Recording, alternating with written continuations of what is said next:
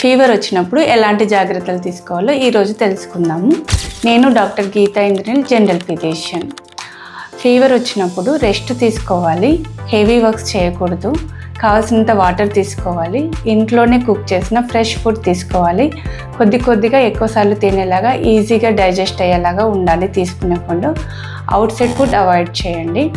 Temperature కనుక బాగా హెవీగా ఉన్నది అంటే కనుక టెపిడ్ స్పాంజింగ్ చేయాలి. టెపిడ్ స్పాంజింగ్ అంటే ఒక ఫ్రెష్ క్లాత్ తీసుకొని లూకీవామ్ వాటర్లో గోరువెచ్చని నీళ్ళలో పెట్టి ఫోర్ హెడ్ పైన, నెక్ పైన, ఆర్మ్పిట్లో, గ్రాయిన్లో పెట్టాలి.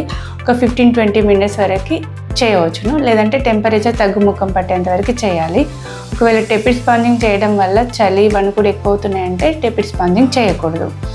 జ్వరం వచ్చినప్పుడు 2-3 రోజుల వరకు మాత్రము వెయిట్ చేయవచ్చును.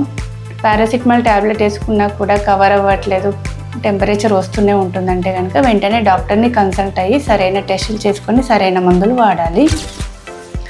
మరి జ్వరం వచ్చినప్పుడు వెయిట్ చేయకుండా వెంటనే ఇమీడియట్గా డాక్టర్ని కన్సల్ట్ అవ్వాల్సిన వార్నింగ్ సైన్స్ ఏంటో నెక్స్ట్ వీడియోలో తెలుసుకుందాము. Thank you for watching.